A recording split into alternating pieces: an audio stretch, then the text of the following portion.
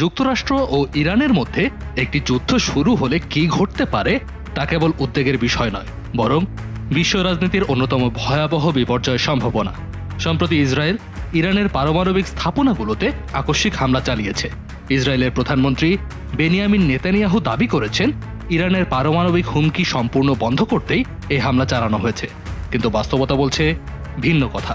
বরং এই হামলা মধ্যপ্রাচ্যের রাজনৈতিক স্থিতিশীলতাকে এক ভয়াবহ সংকটের মুখে ঠেলে দিয়েছে এবং যার ফলে সবচেয়ে বড় ক্ষতির মুখোমুখি হতে পারে যুক্তরাষ্ট্র। গত শুক্রবার এই হামলা এতটাই আকস্মিক ছিল যে মাত্র কয়েক ঘন্টা আগে যুক্তরাষ্ট্রের স্টেট ডিপার্টমেন্ট মধ্যপ্রাচ্য থেকে প্রায় 40,000 সেনা ও দূতাবাস কর্মী সহ আমেরিকান নাগরিকদের নিরাপদে সরিয়ে নেওয়ার পরিকল্পনা শুরু করে। এই অপ্রস্তুত পরিস্থিতি প্রমাণ করছে ইসরায়েল সম্ভবত তাদের সবচাইতে বড় মিত্র যুক্তরাষ্ট্রকেও যথেষ্ট সময় বা পূর্ব সতর্কতা দেয়নি। ফলে ওয়াশিংটন এখন সরাসরি ইরানি পাল্টা হামলার হুমকিতে রয়েছে।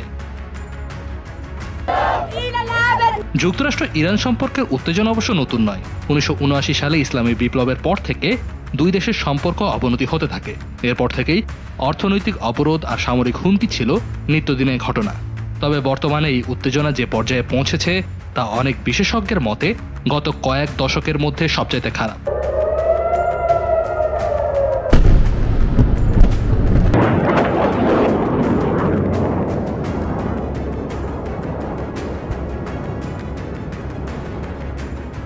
এমনকি প্রেসিডেন্ট ট্রাম্পও স্বীকার করেছেন, পরিস্থিতি নিয়ন্ত্রণের বাইরে চলে যাওয়ার সম্ভাবনা খুবই বেশি। এই মুহূর্তে সবচাইতে বড় আশঙ্কার বিষয় হলো, আমেরিকা যদি সরাসরি এই যুদ্ধে জড়িয়ে পড়ে তার পরিণতি হবে ভয়াবহ। মধ্যপ্রাচ্যে আমেরিকার যুদ্ধের ইতিহাস আমাদের বারবার শিক্ষা দিয়েছে যে আগাম আঘাতের মাধ্যমে যুদ্ধ পরিস্থিতি নিয়ন্ত্রণের চেষ্টা আসলে কখনোই সফল হয়নি, বরং যুদ্ধের কারণেই সেই অঞ্চল জুড়ে অরাজকতা সৃষ্টি হয়েছে এবং এক দেশের সমস্যা আর এক দেশে ছড়িয়ে পড়েছে। 2003 সালে ইরাকে আমেরিকার আগ্রাসন একটি বড় উদাহরণ। তখনও বলা হয়েছিল ইরাকের পারমাণবিক কর্মসূচি বন্ধ করতে হামলা চালানো হচ্ছে, কিন্তু বাস্তবে ইরাকে কোনো গণবিধ্বংসী অস্ত্র পাওয়া যায়নি। যুদ্ধ পরবর্তী সময়ে ইরাকের সামাজিক ও রাজনৈতিক ব্যবস্থা পুরোপুরি ভেঙে পড়ে, যার সুযোগ নিয়ে ওই অঞ্চলে নতুন নতুন সশস্ত্র গ্রুপ গড়ে উঠেছে। এর ফলাফল হিসেবে সৃষ্টি হয় আইএসের মতো ভয়ঙ্কর গোষ্ঠী।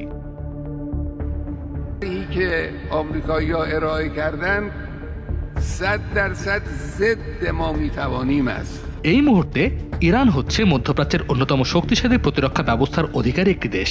ইরানের রেভলিউশনারি গার্ডস IRGC এর প্রায় 1,90,000 সক্রিয় সদস্য ও বাসিজ নামে 10 লাখ সদস্যের আধা সামরিক বাহিনী রয়েছে।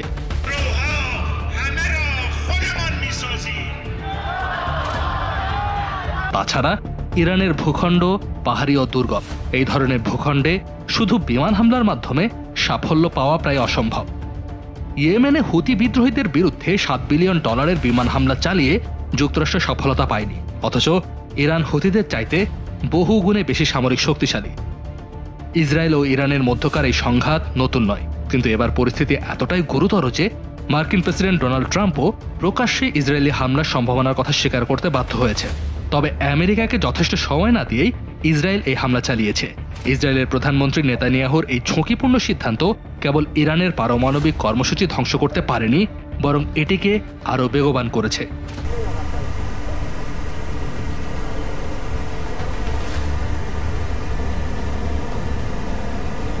জাতিসংঘের আন্তর্জাতিক পারমাণবিক শক্তি সংস্থা IAEA এর তথ্য অনুযায়ী ইরানে বর্তমানে প্রায় 3,000 পারমাণবিক বিশেষজ্ঞ শুধুমাত্র ইস্পাহান কেন্দ্রেই কর্মরত রয়েছেন।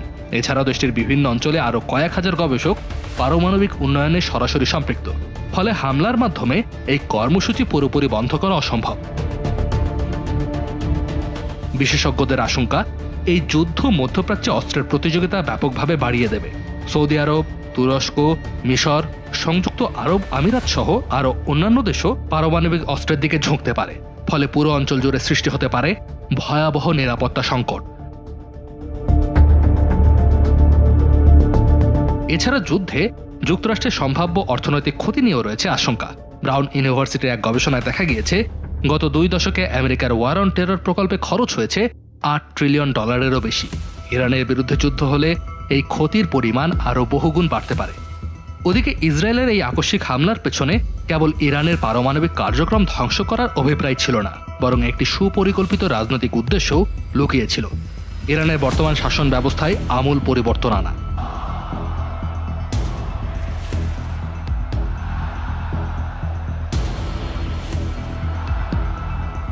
প্রধানমন্ত্রী নেতানিয়াহু খোলাখুলিভাবেই বলেছেন এই সংঘাত ইরানের রেজিম চেঞ্জের দিকে এগিয়ে যেতে পারে। যুক্তরাষ্ট্র অতীতে এই ধরনের পরিবর্তনের পথ প্রশস্ত করতে আগ্রহী থাকলেও এখনকার বাস্তবতা অনেক জটিল। ইরান একটি গাঁটছাড়া বাঁধা রাজনৈতিক কাঠামো ওপর দাঁড়িয়ে, যেখানে জনগণের ভোট থাকলেও মূল নিয়ন্ত্রণ রয়েছে সুপ্রিম লিডার ও তার আশেপাশে ধর্মীয় ও সামরিক অভিজাতদের হাতে। এই অভিজাতদের মধ্যে সবচেয়ে শক্তিশালী গোষ্ঠী হল ইসলামিক রেভলিউশনারি গার্ড কর্পস বা IRGC। সামরিক শক্তি ছাড়াও তারা দেশের অর্থনৈতিক অনেক বড় অংশ নিয়ন্ত্রণ করে, এমনকি নিষেধাজ্ঞা এড়াতে গোপন বাজারও পরিচালনা করে থাকে বলে অভিযোগ রয়েছে। যদি যুদ্ধ পরিস্থিতিতে ইরানের ধর্মীয় নেতৃত্ব দুর্বল হয়ে পড়ে, তবে IRGC সবচেয়ে সম্ভাব্য শক্তি যাদের হাতে দেশ পরিচালনার ভার যেতে পারে।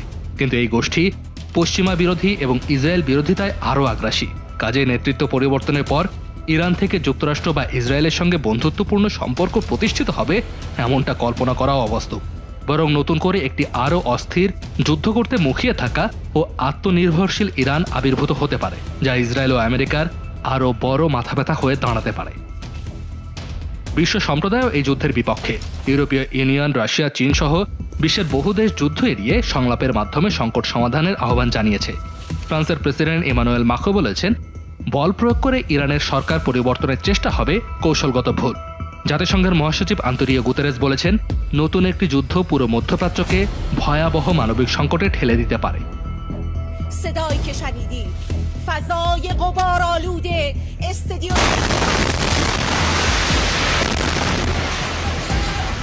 প্রেসিডেন্ট ট্রাম্প তার প্রথম মেয়াদে নতুন কোনো যুদ্ধ শুরু করেননি। এটিকে তিনি তার অন্যতম অর্জন হিসেবে দাবি করেন। সুতরাং তার উচিত হবে যুদ্ধ এড়িয়ে কূটনৈতিক পথে সমস্যার সমাধানের জন্য শক্তিশালী ভূমিকা নেওয়া। পৃথিবীর ইতিহাস বলছে, যুদ্ধ কখনো শান্তি আনতে পারে না। যুদ্ধ কেবলই নিয়ে আসে মৃত্যু, ধ্বংস ও দীর্ঘমেয়াদী মানবিক সংকট। এখনো সময় আছে সেই বিপর্যয় এড়ানোর। কাজী নিশাদ, যমুনা নিউজ।